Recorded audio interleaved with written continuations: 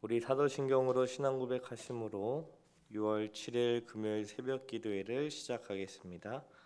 전능하사 천지를 만드신 하나님 아버지를 내가 믿사오며 그 외아들 우리 주 예수 그리스도를 믿사오니 이는 성령으로 잉태하사 동정녀 마리아에게 나시고 본디오 빌라도에게 고난을 받으사 십자가에 못 박혀 죽으시고 장사한 지 사흘 만에 죽은 자 가운데서 다시 살아나시며 하늘에 오르사 전능하신 하나님 우편에 앉아 계시다가 저리로서 산 자와 죽은 자를 심판하러 오시리라. 성령을 믿사오며 거룩한 공예와 성도가 서로 교통하는 것과 죄를 사하여 주시는 것과 몸이 다시 사는 것과 영원히 사는 것을 믿사옵나이다. 아멘. 다 같이 찬송가 15장 하나님의 크신 사랑 찬양하겠습니다.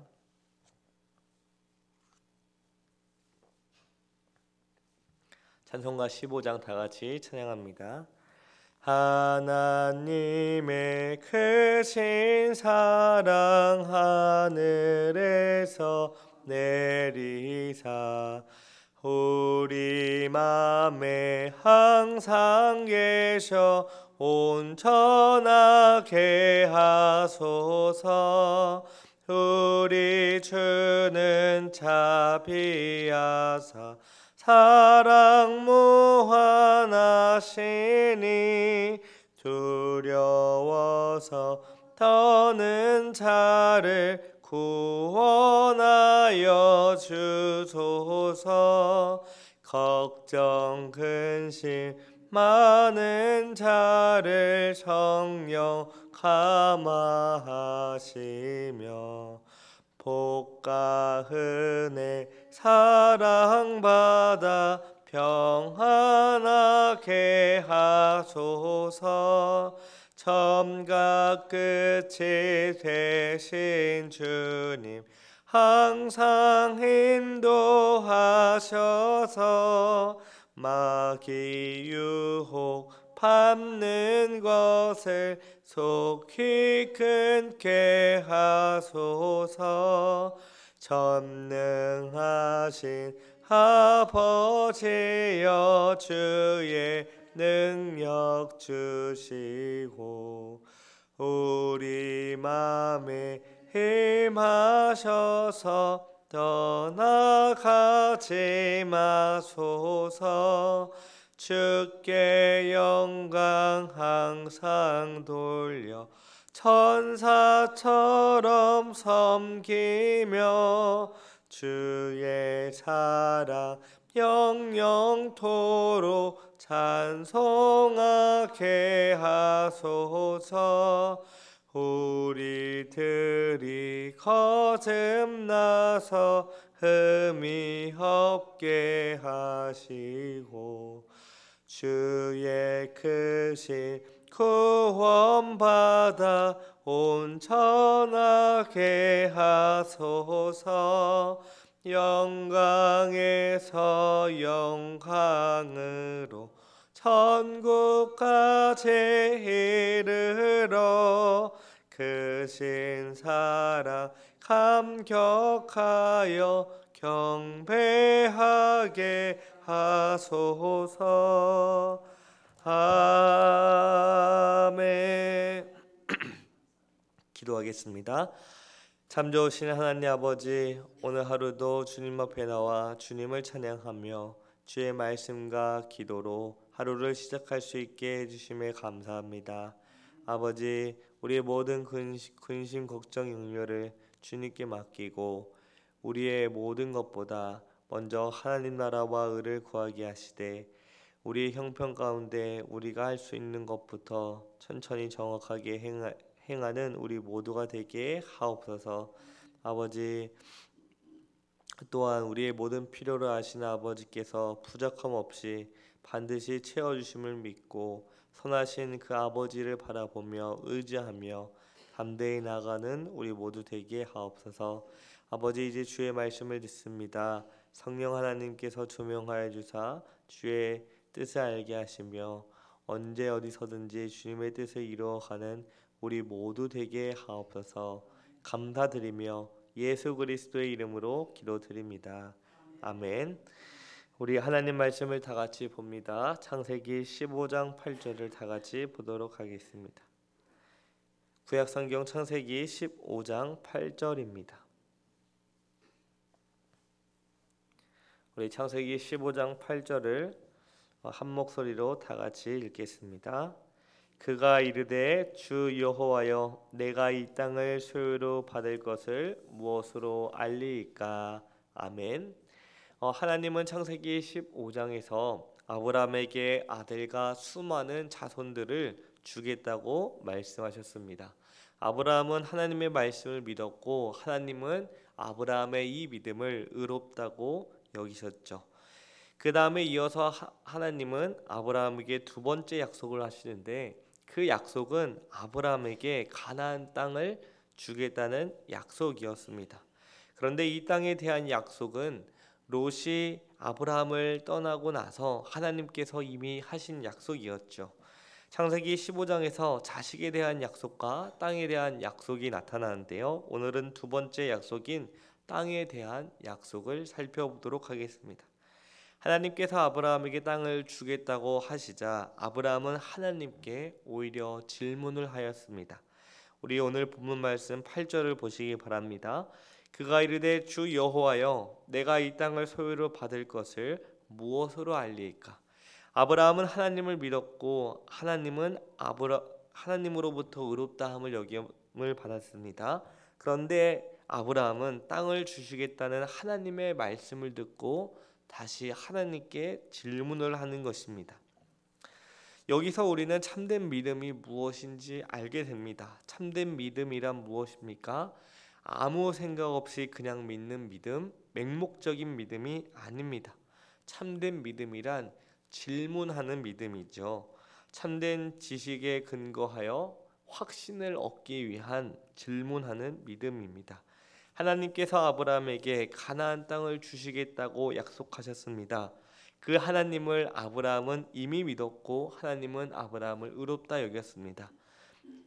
그 하나님이 어떤 하나님이십니까? 7절을 보시기 바랍니다. 또 그에게 이르시되 나는 이 땅을 내게 주어 소유로 삼게 하려고 너를 갈대아인의 우르에서 이끌어낸 여호와니라. 하나님은 아브라함에게 갈대아 우르에서 이끌어낸 목적이 무엇인지 알려주십니다. 그 목적은 가나안 땅을 아브라함에게 차지하겠다는 것입니다. 문제는 당시 가나안 땅에 이미 여러 가나안 족속들이 그 땅을 차지하고 있었습니다. 그 족속들은 어떤 족속들입니까? 모두가 강한 족속입니다. 솔직히 아브라함이 그들과 싸워서 이기라는 생사는 없었습니다. 또한 하나님이 그 땅을 주겠다고 하셨지만 그 땅을 언제 주실 것인지 또 어떻게 주실 것인지에 대해서는 아무런 말씀이 없었습니다. 보통 우리가 누군가 만나자고 밥 한번 먹자고 약속을 하면 이제 기한을 정하지 않습니까?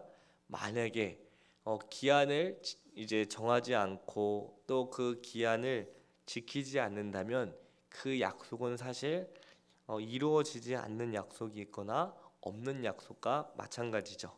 그렇기 때문에 아브라함은 하나님의 약속에 대하여 하나님 제가 그 말씀을 어떻게 믿을 수 있겠습니까? 라고 질문한 것입니다. 아브라함이 갈대아 우르를 떠났을 때 그의 신앙은 마치 어린 아이 같은 신앙이었습니다. 그때에는 하나님께서 떠나라고 하시면 그대로 떠났던 아브라함입니다.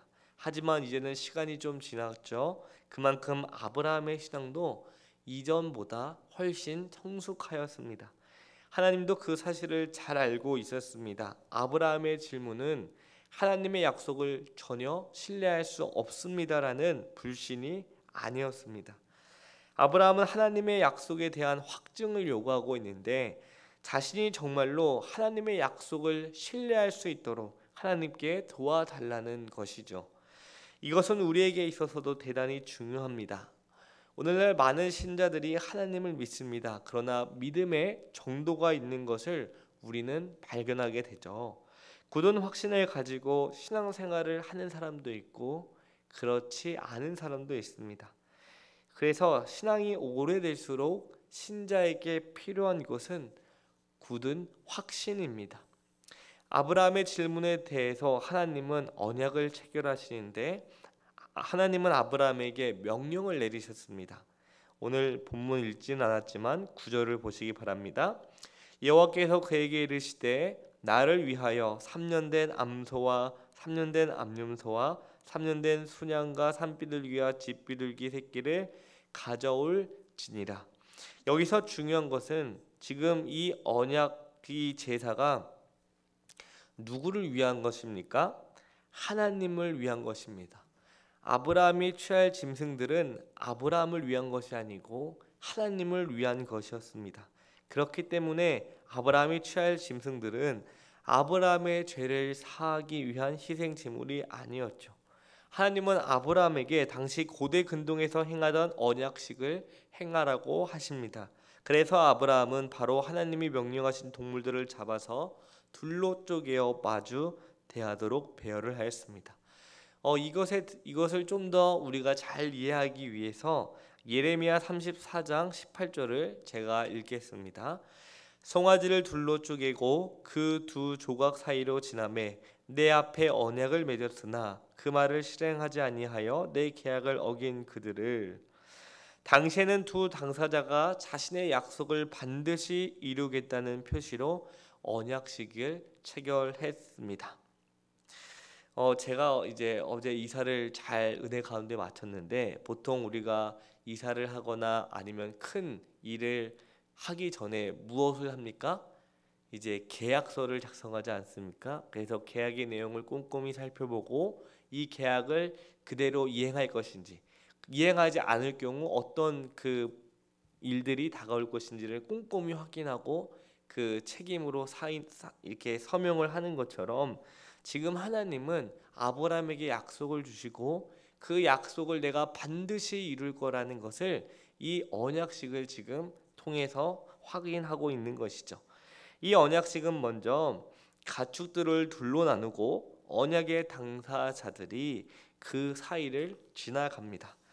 이것은 만약 약속을 지키지 않을 경우 이 동물의 시체처럼 쪼개질 것이며 그들의 시체를 동물들의 먹이가 될 것이라는 아주 무서운 저주를 포함하고 있습니다. 이것은 무슨 말입니까? 반드시 이것을 지켜야 한다라는 것을 알려줍니다. 이스라엘 지도자들과 백성들이 하나님과 그와 같은 언약식을 체결하였음에도 불구하고 순종하지 않았기 때문에 그들에게 심판을 하나님이 내리신 것이죠. 아브라함은 3년 된 암소와 암염소, 3년 된 수양 새끼를 잡아서 둘로 쪼갰습니다. 그러자 솔개들이 시체를 먹기 위해서 달려들었는데 아브라함은 그 새들을 쫓아냈습니다. 그러나 아무 일도 일어나지 않았습니다. 해가 질 무렵 아브라함이 깊은 잠에 빠져들었습니다. 여기서 잠들었다는 것은 그냥 졸려서 잤다는 그 정도가 아니라 하나님께서 아담을 창조하시고 그의 갈비뼈로 여자를 만들었을 때 이처럼 무엇인가를 행하셨을 때 아브라함을 잠재우신 것과 마찬가지입니다. 캄캄해지자 그는 몹시 두려워했습니다. 그때 여호와 하나님께서 나타나 말씀하셨습니다.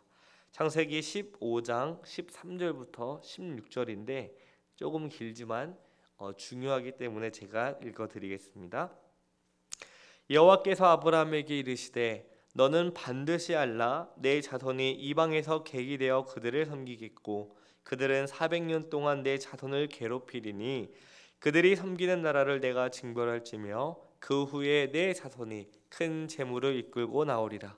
너는 장수하다가 평안히 조상에게로 돌아가 창사될 것이요 내 자손은 4대 만에 이 땅으로 돌아오리니 이는 아모리 족속의 죄악이 아직 가득 차지 아니함이니라 하시더니 하나님은 아브라함에게 반드시 알라고 말씀하십니다. 이것은 아브라함이 하나님께 질문한 대답인 것이죠.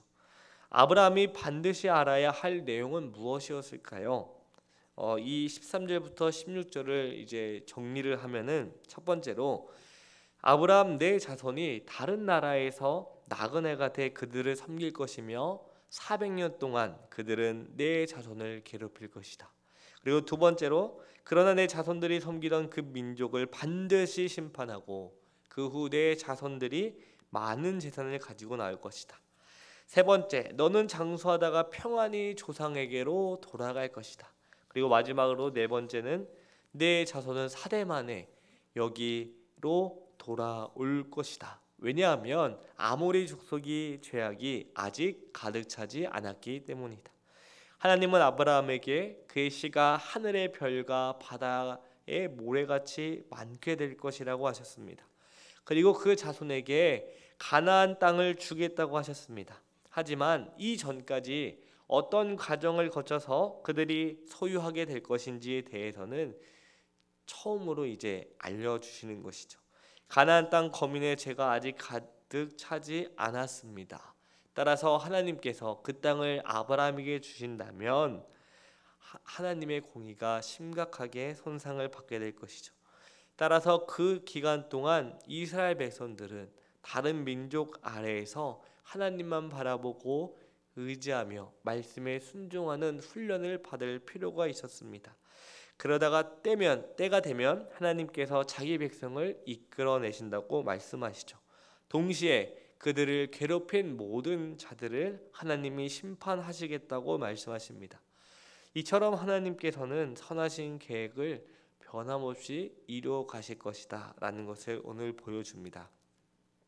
이 말씀을 하실 때 연기나는 화로가 보이며 타는 횃불이 쪼갠 고기 사이로 지나갔다고 합니다. 이것은 하나님이 아브라함과 함께 하고 계신다는 것을 보여준 것이죠. 중요한 것은 아브라함은 그 사이를 지나가지 않고 하나님만 지나갔다는 것입니다. 여기에서 하나님이 아브라함과 맺은 이 언약이 아브라함 중심이 아닌 하나님 중심임을, 하나님을 위한 것이라는 것을 알 수 있습니다. 그날에 여호와께서 아브라함과 언약을 세우시고 아브라함에게 애굽 강에서부터 큰 강 유브라데까지 내 자손에게 준다고 스스로 맹세했습니다. 자, 이제 언약식이 끝났습니다. 아브라함의 심정은 어떠했을까요?